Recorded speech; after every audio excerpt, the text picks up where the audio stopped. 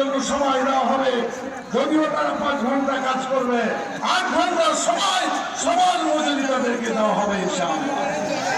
বলা হয়েছে 5 বছরের শিশুর মেডিকেল ফিস দেওয়া হবে না, বিনা পয়সায় তারা চিকিৎসা সেবা পাবে। আলহামদুলিল্লাহ। তারা তাদের এটুকু সুযোগ শুধু পাবে না, পুরুষরাও পাবে।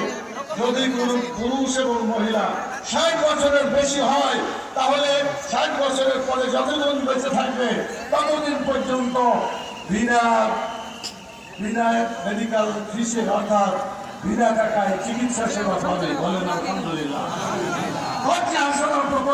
বেকার যুবকদেরকে কর্মক্ষম করা হবে। বেকার হঠাৎ বেকার করার পরিকল্পনা ব্যর্থতায় পর্যবসিত অতীত হয়েছে, আগামীতেও হয়ে যাবে। সেই জন্য কর্মী আসানোর মাধ্যমে হাতগুলোকে কাজের হাতে আমরা পরিণত করতে চাই।